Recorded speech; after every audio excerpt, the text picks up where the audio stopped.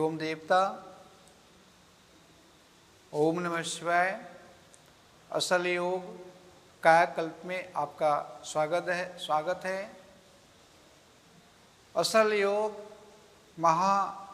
नारी विज्ञान हमारे भारतवर्ष की अद्भुत प्राचीन विद्या है जो लुप्त हो गई। ऐसा प्रतीत होता है कि लुप्त हो गई है, वास्तव में ऐसा नहीं है। अब धीरे धीरे हमें नारी महाविज्ञान के ऊपर काम करना चाहिए और जन जन तक यह संदेश पहुंचाना चाहिए कि नारी महाविज्ञान के माध्यम से हम अपने स्वास्थ्य को जान सकते हैं, समझ सकते हैं और भयानक बीमारी आने से पहले ही हम उनके लक्षणों के आधार पे उन्हें हम जानकर ठीक कर सकते हैं। तो इसी विषय पर हम चर्चा करेंगे कि असल योग कायाकल्प नारी महाविज्ञान में, जैसा कि पीछे भी हमने निवेदन किया कि हम नारी की चाल को कैसे जानें कि हमारे शरीर में किस प्रकार की तकलीफ है, कौन सी पीड़ा है, कौन सा रोग आने वाला है, उनके क्या क्या संदेश हैं, किस प्रकार से हम उनको जान सकते हैं कि हमारे शरीर में किसी बीमारी का प्रादुर्भाव होने वाला है। तो हम कैसे जान सकते हैं कि किस आधार पे हम समझ सकते हैं उनके लक्षण क्या हैं, किस प्रकार हम अपने आप को 100 वर्ष तक जीने की यात्रा में अपने आप को लगा सकते हैं।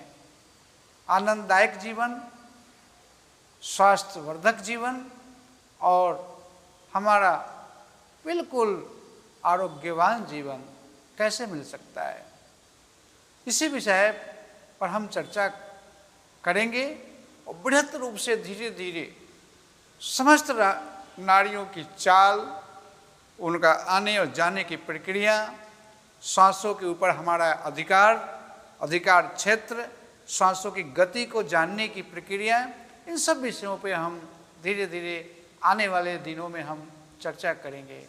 आज का जो विषय है कि हम कैसे जानें, किस प्रकार से हम रोग को पहचानें और पहचानने के क्या क्या उनके अवयव हैं, क्या क्या उनके संकेत हैं और किस तरह से हम जान सकते हैं। तो हम 7 तरह से नारी को परखना जानते हैं, समझते हैं और संपूर्ण शरीर में ये 7 ही ऐसा चीज है जिनके माध्यम से हम अपने नारी की चाल को समझ सकते हैं। यहाँ तक कि आने वाले बीमारियों के बारे में भी हम लक्षण के आधार पे संपूर्ण और सटीक जानकारी पा सकते हैं। और इतना ही नहीं, इसे हम ठीक भी कर सकते हैं और फिर लक्षण के आधार पे हम अगर अपने आप को फिर से चेक करें तो हम पाएंगे कि वो बीमारी मिट गई, वो लक्षण जाता रहा। तो शनै शनै हम संपूर्ण आरोग्यवान बन जाते हैं और पुरानी बीमारी को भी हम शरीर से निकाल देते हैं। उनमें जो पहला लक्षण है वो है हम दाहिने हाथ की कलाई पे तर्जनी, मध्यमा और अनामिका अंगुली से अंगूठे को ऊपर रखते हुए हम नाड़ी की पहचान करते हैं।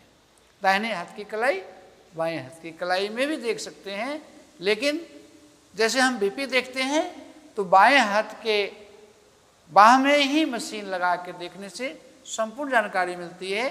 दाहिने तरफ नहीं देखना चाहिए, फिर भी डॉक्टर लोग दोनों तरफ देखने का प्रयास करते हैं और देखते हैं, लेकिन वास्तव में बाईं तरफ ही देखना चाहिए।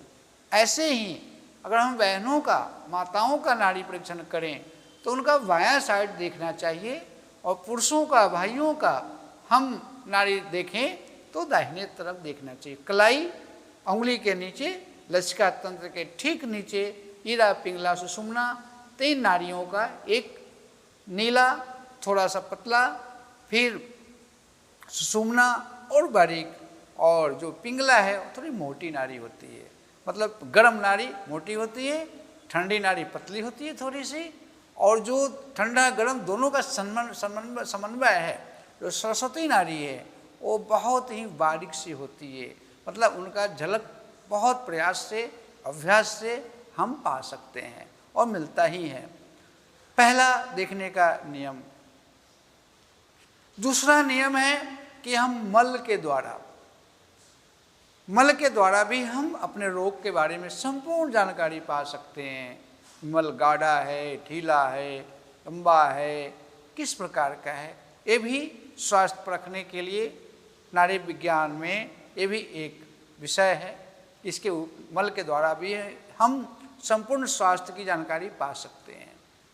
तीसरा है मूत्र के द्वारा। जो हम पानी पीते हैं, जब उनको हम बॉडी से बाहर फेंकते हैं तो उसमें बजरौली क्रिया जैसा प्रयोग है कि पेशाब करने के बाद और पेशाब खत्म होने से पहले बीच से हम थोड़ा सा मूत्र का हम संचय करते हैं और फिर उनको जो पद्धति है उस हिसाब से हम उनके कलर के हिसाब से, उनके हिसाब से हम जानकारी पा सकते हैं। और चौथा जो जानकारी है, जो नाड़ी समझने का, स्वास्थ्य को जानने का, वो है आँख। हम आँखों के माध्यम से भी, आँख में बहुत सारी ऐसी नाड़ियाँ हैं जिनको हम देख करके समझ सकते हैं कि कौन सी बीमारी हमारे शरीर में है, कौन सी बीमारी आने के लक्षण हैं, क्या क्या हमारे शरीर में अभी इस वक्त है। थोड़े ही अभ्यास से, थोड़ा ही प्रयास करने से हम आँख के माध्यम से भी बीमारी के बारे में हम जान सकते हैं नाड़ी महाविज्ञान में। और जो पांचवी स्थिति है वो है हमारा जिह्वा। हम जिह्वा को भी देख करके हम समस्त बीमारी के बारे में जानकारी पा सकते हैं कि कफ संबंधित कौन सी बीमारी है, पित्त संबंधित कौन सी बीमारी है और वात संबंधित कौन सी बीमारी है। और जीभ में जिस प्रकार से रेखा होंगे, लाइनिंग होंगे, किसी का जीभ मोटा होगा, अगर किसी के जीभ में दाने हैं तो समझिए कि उनको पेट में बहुत तकलीफ है, कोई अल्सर होगा, कोई कोलाइटिस होगी, इस टाइप की परेशानी होगी। लीवर फैटी तो होगा ही होगा, लेकिन लीवर फैटी के साथ और भी कई तरह के रोग होंगे। जिनका जीभ बहुत पतला है और समझिए कि उनको वायु की बहुत तकलीफ है। और जिनका जीभ न बहुत पतला है न बहुत मोटा है, बीच बीच का है, तो समझिए कि ये बहुत संपूर्ण स्वास्थ्य के धनी है। उस जीभ का जो कलर होगा वो बिल्कुल मैरून कलर का होगा, न बहुत लाल न बहुत वाइट, मतलब बीच बीच का, बहुत सुंदर और नुकीला जीभ। नुकीला जीभ बहुत महत्वपूर्ण माना जाता है। तो नाड़ी देखने में जो सात तरह से हम नाड़ी परीक्षण करते हैं, उन सातों में से सबसे ज़्यादा महत्वपूर्ण है जिह्वा के द्वारा नाड़ी परीक्षण करना। जिह्वा देखने मात्र से ही आप संपूर्ण स्वास्थ्य के बारे में आप जानकारी पा सकते हैं कि शरीर के कौन से जोन में, कौन से हिस्से में किस तरह का तकलीफ है, भीतर ही भीतर वो बीमारी पनप रही हैं या आने वाली हैं या आ सकती हैं। भूत, भविष्य और वर्तमान तीनों के बारे में हम संपूर्ण जानकारी पा सकते हैं। और जो छठी जो स्थिति है जिनके माध्यम से हम नाड़ी के संबंध में जानते हैं, वो है हमारे शरीर की आकृति, शरीर का बनावट। शरीर के आकृति बनावट के हिसाब से भी बिना मिले, जैसे कोई दूर बैठे हैं और बोलते हैं कि महाराज जी मुझे नाड़ी दिखाना है, तो उनका फोटो देख के भी हम बता सकते हैं कि उनके शरीर में क्या प्रॉब्लम है, आकृति को देख करके, उनके स्वरूप को देख करके। तो एक इस प्रकार से भी हम नाड़ी ज्ञान पा सकते हैं। और अंतिम जो स्थिति है वो शब्द है। शब्दों के द्वारा भी हम रोग के बारे में जानकारी पा सकते हैं। कोई बोलता है तो उनके वाणी के माध्यम से, जो उनका जो शब्द प्रसारित होता है, उनके माध्यम से हम जान सकते हैं कि इनके शरीर में वात का वेग है, पित्त का वेग है या कफ का वेग है। और इसी माध्यम से हम उनके शरीर में छुपे हुए बीमारियों के बारे में पता लगा करके हम उनको बता सकते हैं। ये सर्व सामान्य है, सभी लोगों के लिए ये बहुत ही सरल बहुत ही सुलभ, और थोड़ा ही प्रयास करने से, थोड़ा ही अभ्यास करने से हम घर में ही इन सब बीमारियों के बारे में जानकारी भी पा सकते हैं, और इन सब बीमारियों को हम ठीक भी कर सकते हैं। और नाड़ी ज्ञान के माध्यम से अगर आपने किसी रोग को ठीक कर दिया, फिर उस रोग को होने में बहुत समय लगता है, फिर दोबारा वो बीमारी नहीं होगी जिस बीमारी को आपने ठीक कर दिया। और कोई बीमारी होती है उनके लिए फिर से आप प्रयास करें, अभ्यास के द्वारा उनको आप जीत सकते हैं। इन 7 तरह से नाड़ी ज्ञान हम प्राप्त करते हैं। इन 7 में से 2 सर्वश्रेष्ठ है। पहला कलाई देखने का जो आम है, हर जगह पे हर आयुर्वेद के वैद्य लोग हाथ के कलाई में ही नाड़ी देखते हैं। कुछ लोग जिह्वा को भी देखते हैं, कुछ लोग आँखों को देखते हैं। हाँ, और बाकी जब बहुत तकलीफ हो, ज़्यादा तकलीफ हो, पुरानी तकलीफ हो, बहुत दवाई खा के भी आराम न मिलता हो, तब इन 7 चीज़ों के बारे में कि मल मूत्र चेक कराना, ब्लड चेक कराना, ये सब चीज़ें हैं। तो इन सब में जो महर्षियों ने, भगवान शंकर ने ऋषियों महर्षियों को जो ज्ञान दिया नाड़ी महाविज्ञान का, ये जो प्राचीन जो ज्ञान है, उन प्राचीन ज्ञान में सबसे ज़्यादा महत्वपूर्ण ज्ञान है हाथ के नस को, नाड़ी को देख करके हाथों के द्वारा ही समस्त स्वास्थ्य की जानकारी पा लेना और उनको रोगानुसार उनको उपचार बता देना। तो इसमें क्या है कि हमारे जीवन में जीवन नाम लेते ही जीवन शब्द से निकलता है कि जीवनी शक्ति। हमारे शरीर में जितना जीवनी शक्ति का विकास होगा उतना ही हमारी स्वस्थ जीवन और आरोग्य मिलेगी, लंबा जीवन, दीर्घकाल जीवन जीने का सौभाग्य प्राप्त होगा जब आपका जीवनी शक्ति ठीक। और जीवनी शक्ति को ठीक करने के लिए आपका पाचन तंत्र का ठीक होना बहुत जरूरी है।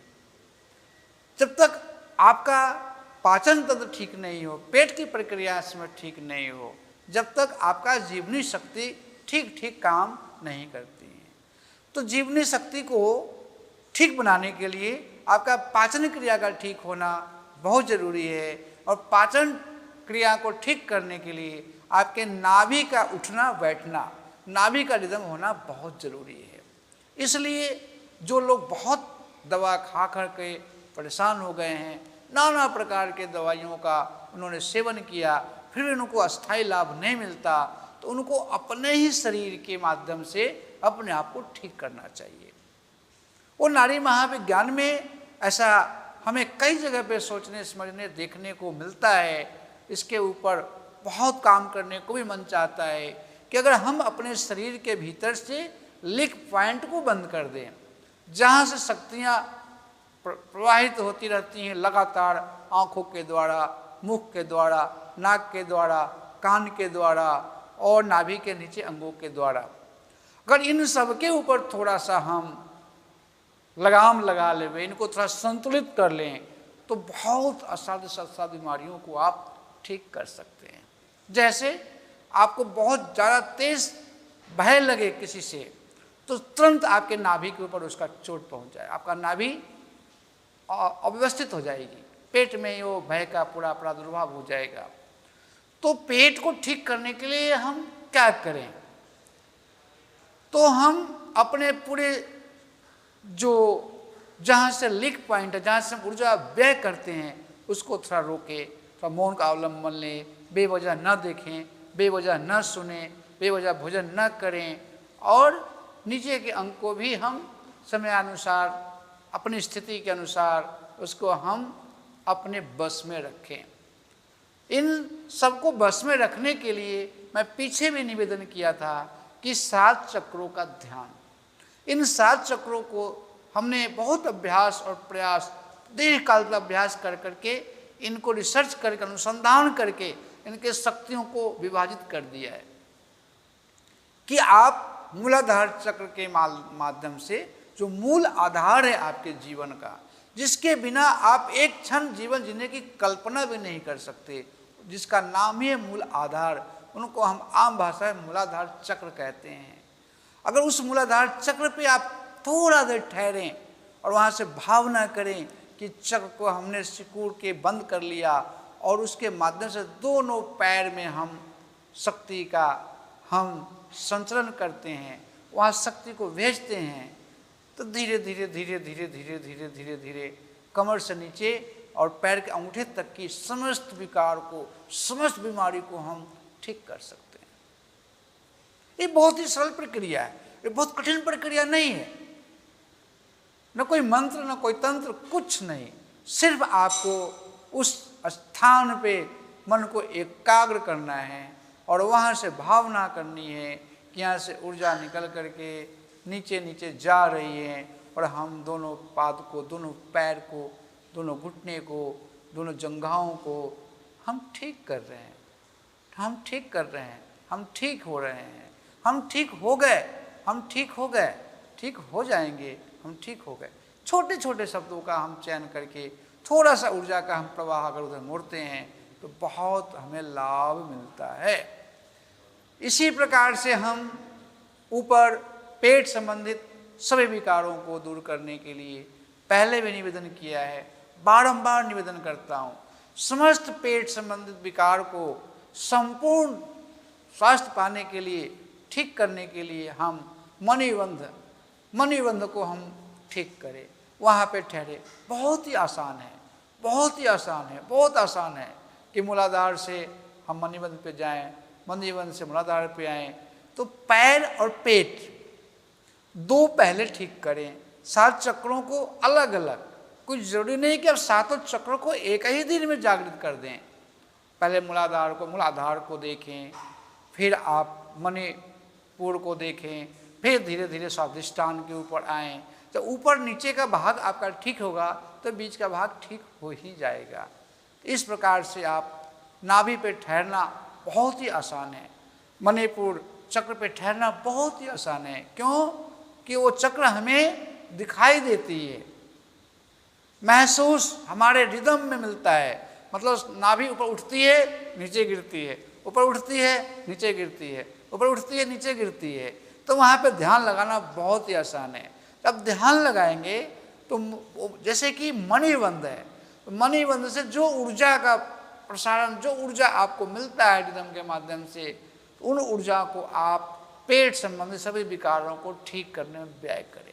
भावना करें कि मूल मणिबंध से जो ऊर्जाएं हमें निकल रही हैं, वहाँ से जो प्रसारित हो रही हैं, वो समस्त पेट के अवयवों में हम प्रवाहित कर रहे हैं। मेरा बड़ी आंतें, छोटी आंतें, लीवर, किडनी आदि जो भी पेट संबंधी विकार हैं वो ठीक हो रहे हैं, ठीक हो रहे हैं, ठीक हो रहे हैं। जब ऊर्जा का स्राव होगा और उनका ठीक ठीक प्रसारण होगा तो कितना बड़ा से बड़ा भयंकर मल को निकलते देर नहीं लगती।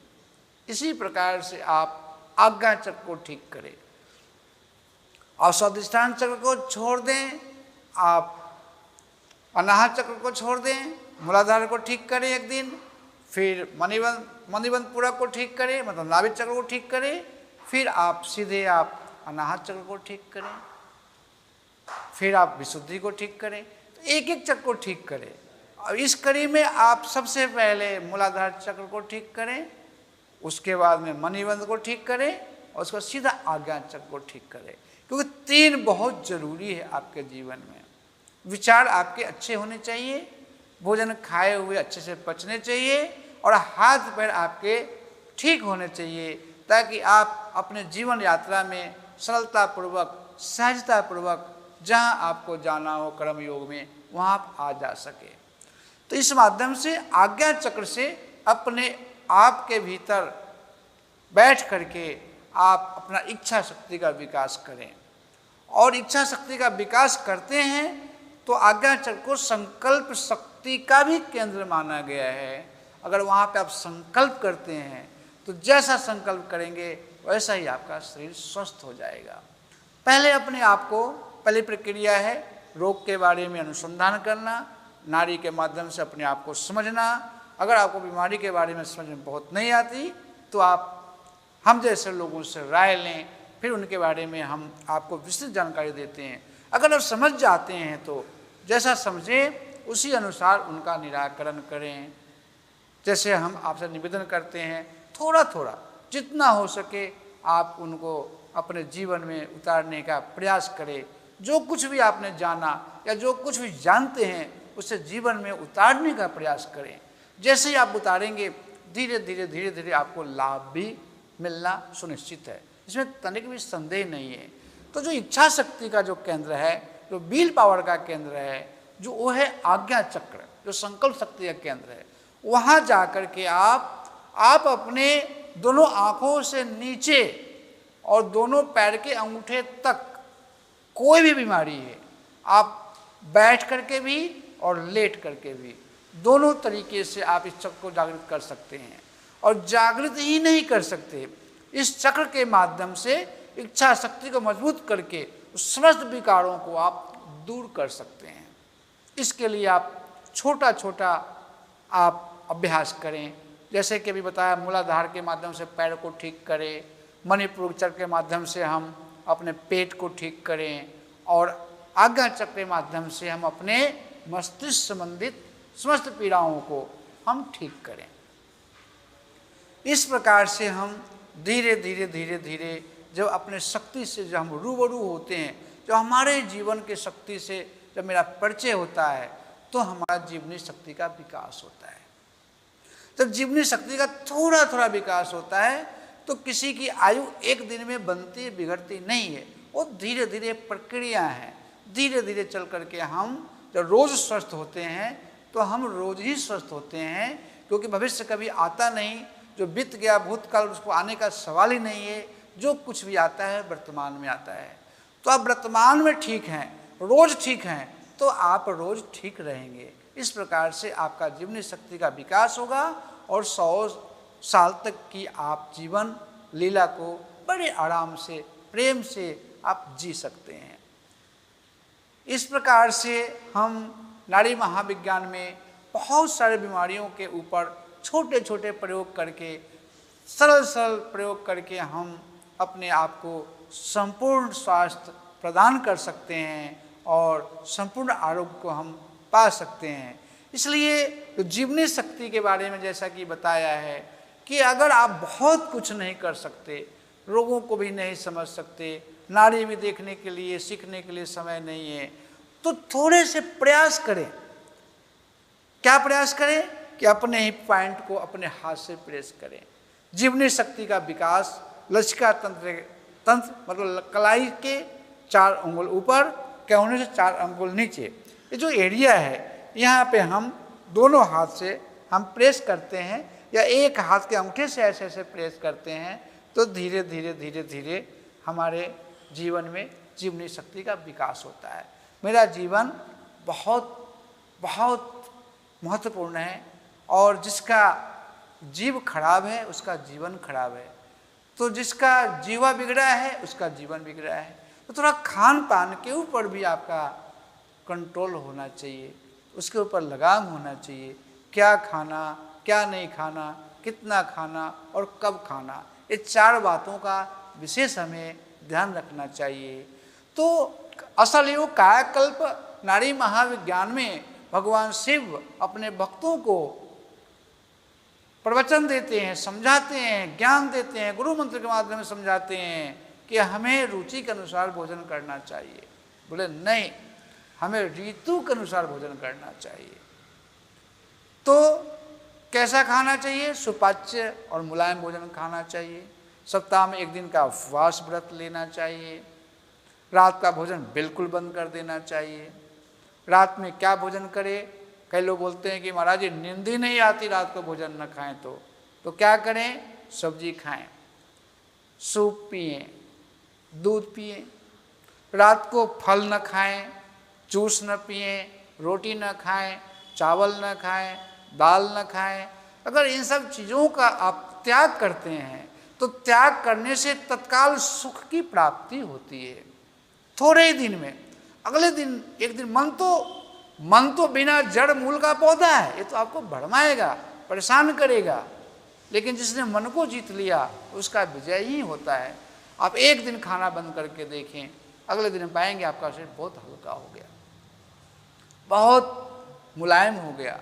आपके शरीर में एनर्जी, एक जो अंदर जो धूल के भीतर जो भभूत के भीतर अग्नि छिपी हुई थी वो अग्नि प्रकट हो गई, वो जीवनी शक्ति है।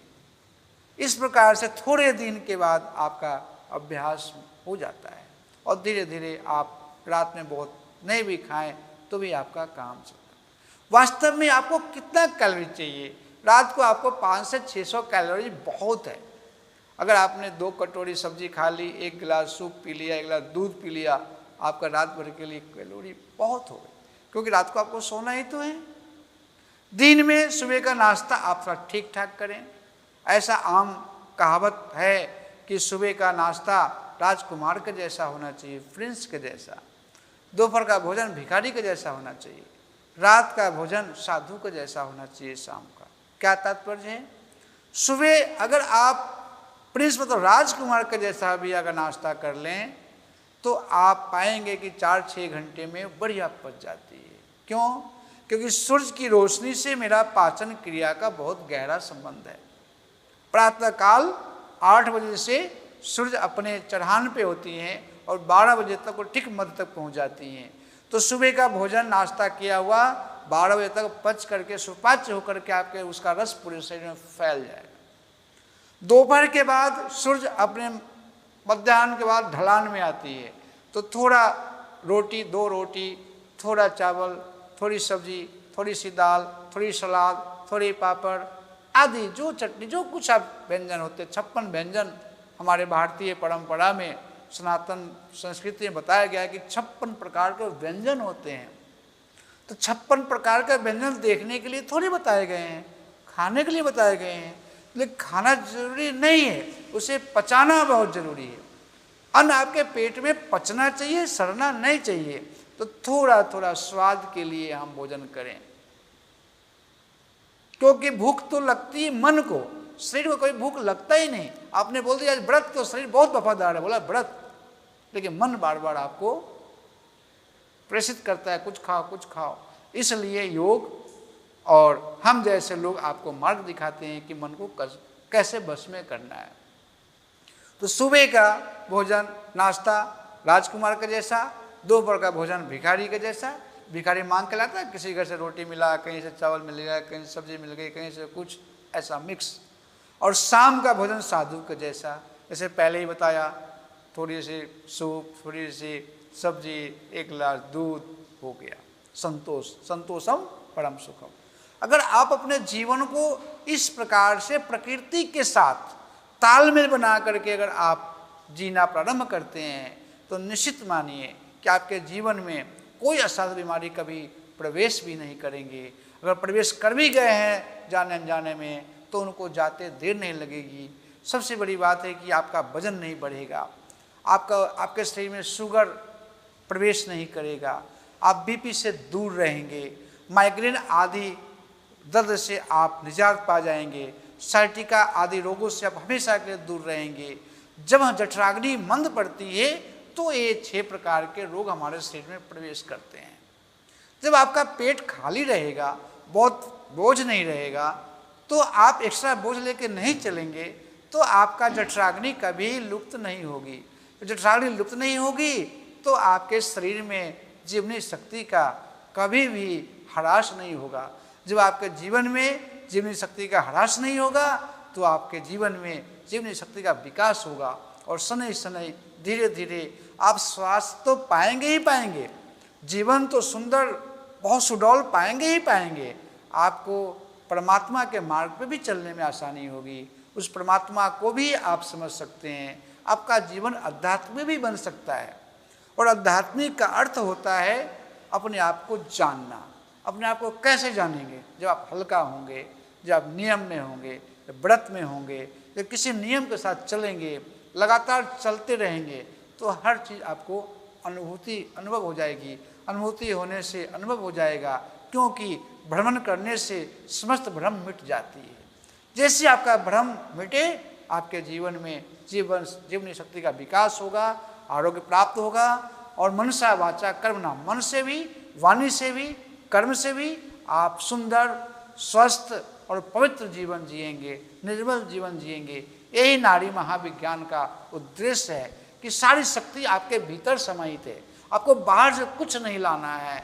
यत्र पिंडे तत्र ब्रह्मांडे, जो ब्रह्मांड में वही आपके पिंड में है। आप इसे समझने का प्रयास करिए, खोई हुई शक्ति को फिर से पाइए, हमारे सनातन धर्म की ओर फिर से मुड़िए।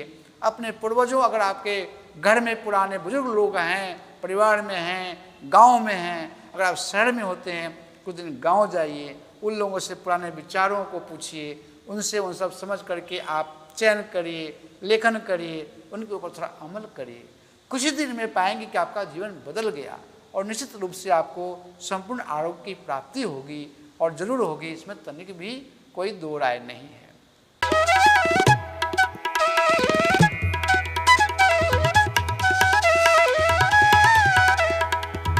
आप हमारे संतवाणी चैनल को सब्सक्राइब करें, वीडियो को लाइक करें, शेयर करें और हाँ, बेल आइकन पर क्लिक करना बिल्कुल ना भूलें, ताकि हमारी किसी भी वीडियो की सूचना सबसे पहले आपको मिले।